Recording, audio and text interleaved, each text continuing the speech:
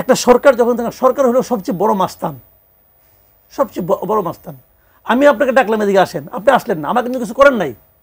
সরকার যদি আপনাকে ডাকে আপনি আসতে পারতেন না, আসলে আপনাকে বাইন্দা নিয়ে আসবে।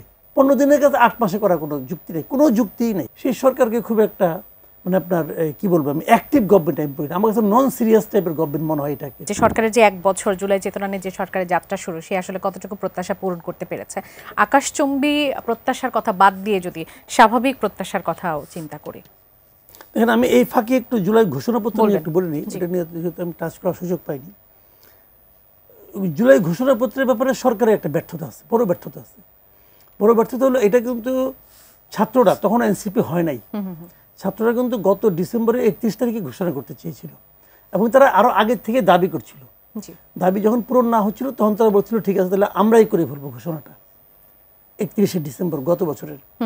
তখন গভর্নমেন্ট তাদেরকে ডেকে নিয়ে বলল যে তোমরা রাখো, আমরাই সবাই মিলে আমরাই করে দিচ্ছি। এবং তখন প্রেস সেক্রেটারি উনি বললেন যে 15 দিনের মধ্যে ওনারা এটা করবেন। উনি কিন্তু 15 দিনের কথা বলেছেন, একদম স্পষ্টভাবে বলেছেন।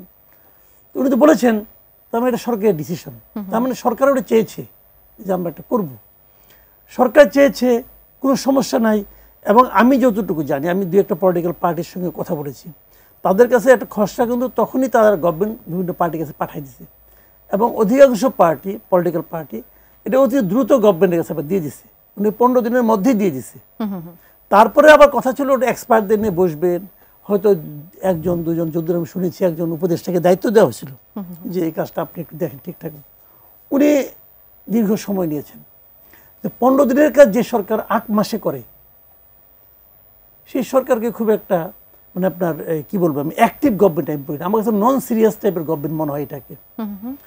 তারা এটা পারে নাই করতে ভাই, 15 দিনের কাছে 8 মাসে করার কোনো যুক্তি নেই, কোনো যুক্তিই নেই। বিশেষ করে ঘোষণাপত্র নিয়ে যেখানে কারোই কোনো আপত্তি ছিল না। যাও তারপরে এটা আর যেগুলো আপত্তি থাকার এটা থাকবেই, আপনি যা কিছু লেখেন আমি একটা ভুল ধরবো, হতেই পারে ভুল, আমার মন মতো হয় নাই ভাই।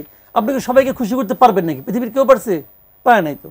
কাজে কেউ না কেউ আপত্তি করতেই পারে, ওই করলেও কোনো সমস্যা নাই। আপত্তি এবং সমর্থন এটা নিয়েই দুনিয়া চলবে, এতে কোনো প্রবলেম নেই। কিন্তু সরকার এখানে আমি মনে করি একটা ব্যর্থতা পরিচয় দিচ্ছে।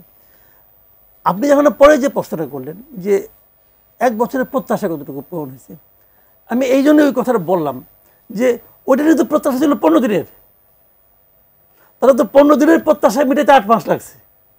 তো 1 বছরে যে প্রত্যাশাটা আমাদের তাদের মধ্যে ছিল সেটা তারা মেটাতে পারে নাই।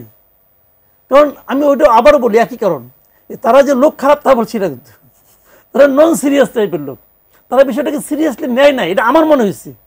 এটা তো ওনারা মাইন্ড করতে পারে। বলছিলেন যে অনেক ধরনের সহযোগিতা যেটা তাদের পাওয়ার কথা ছিল বিভিন্ন জায়গা থেকে, সেটা আসলে তারা পায়নি। আমি আপনাকে একটা কথা বলি শুনেন, একটা সরকার যখন সরকার হলো সবচেয়ে বড় মাস্তান, সবচেয়ে বড় মাস্তান। আমি আপনাকে ডাকলাম এদিকে আসেন, আপনি আসলেন না, আমার কিন্তু কিছু করেন নাই। সরকার যদি আপনাকে ডাকে আপনি আসতে পারতেন না, আসলে আপনাকে বাইন্দা নিয়ে আসবে। সরকার হাতে কিন্তু বিরাট ক্ষমতা। এখন সরকারের হাতে সরকার কার সঙ্গে পায় না? সরকার পায় না পাবলিকের সঙ্গে, সরকার পায় না পাবলিকের যে রিপ্রেজেন্টেটিভ মানে পলিটিক্যাল পার্টি তাদের সঙ্গে পারে না, এদের সঙ্গে সরকার পায় না। তো বাংলাদেশের ইতিহাসে পলিটিক্যাল পার্টিগুলো সবগুলি পলিটিক্যাল পার্টি, মানে আওয়ামী লীগকে আমি বাদ রাখছি কারণ আওয়ামী লীগ এই সময় অ্যাক্টিভ না, এবং আওয়ামী লীগ এই সময় সরকারের খুব প্রতিবন্ধকতা তৈরি করছে, আমি তাও মনে করি না। বাংলাদেশে যে অ্যাক্টিভ যে পলিটিক্যাল পার্টিগুলো, সবগুলি পলিটিক্যাল পার্টি একটা গভর্নমেন্টকে 1 বছর ধরে সাপোর্টই করে আসতেছে। এত সমর্থন বাংলাদেশের ইতিহাসে কোনো গভর্নমেন্ট পায় নাই। এমনকি বঙ্গবন্ধু শেখ মুজিবুর রহমান যখন দেশ স্বাধীনতার পরে প্রথম সরকারের যাত্রা শুরু করল, উনিও পান নাই। উনি প্রথম দিন থেকে জাসদের বিরোধিতা পাইছেন, এবং জাসদ সে সময় একটা বড় পলিটিক্যাল পার্টি। তাহলে তো ওনাদের সমর্থন ছিল তা না, এই অতি সমর্থন ওনাদের ক্ষতিও করছে। সমর্থন ছিল, সাপোর্ট কি ছিল? মানে সাপোর্ট বলতে কি যে ধরনের সহযোগিতা করার কথা সবাই বলেছিল, আপনার কি মনে হয় সেই পলিটিক্যাল পার্টি দেখান তো কোন বিষয়ে অসহযোগিতা করছে, দেখান তো আপনি। ওনারা বলতে পারবেন, সরকার বলতে পারবে যে 1 টাকা জায়গা থেকে তারা সমর্থন পায় না, সেটা কোথেকে পায় না? আইন শৃঙ্খলা পরিস্থিতিতে আমাদের অতটা আপ টু দ্য মার্ক ছিল না, আমরা করছে অসহযোগিতা করছে।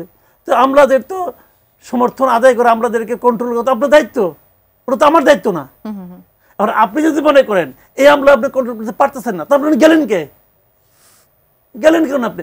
আপনি যখন ওই চেয়ারে বসছেন, আপনি যখন এই চেয়ারে বসছেন, তখন আপনার দায়িত্ব কিন্তু অনুষ্ঠানটার অ্যাঙ্করিং করা। আপনি যদি না পারেন তা আপনি বসলেন কে? আপনার বসাই ঠিক হয় নিতে হলে। ঘটনাটা কিন্তু এখানে। তো যারা এখানে গেছে, যদি ইউনূস সাহেব মনে করেন যে XYZ এই 3 জন দিয়ে হচ্ছে না, বাকি সবাই ভালো পারতেছে, XYZ কে আপনি চেঞ্জ করেন। ওই এখতিয়ার তো আপনার আছে। উনি কোনো উপদেষ্টাকে চেঞ্জ করেন না, কিন্তু উনি ওই যে একবার নুরুল কবির একটা ইন্টারভিউ দিয়েছিলেন না, যে আমরা কেউ তো এই জগতের লোক না, তা আমরা ভুল করি, আমরা ভুল করতে করতে শিখি। মানে এর চেয়ে আপত্তিকর কোনো সেন্টেন্স হইতে পারে না। ভুল করতে করতে শেখার জায়গা রাষ্ট্র না, সরকার না। সরকার যদি একটা ভুল করে, তার জন্য কিন্তু পুরো দেশ ক্ষতিগ্রস্ত হয়। এটা ভুল করে শেখার জায়গা না।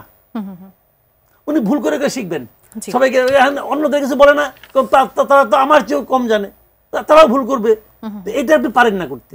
আপনি উচিত ছিল, উনি যেহেতু নিজে পারেন না, উনি যেহেতু নিজের অভিজ্ঞতা নাই, ওনার উচিত ছিল যে এমন এমন অভিজ্ঞ লোককে বিভিন্ন জায়গায় এনে বসানো, যাতে নাকি উনি যে কম বুঝেন, যেটা স্বীকার করেছেন, ওটা যেন কভার হয়ে যায়। উনি করছেন কি, ওনার চেয়ে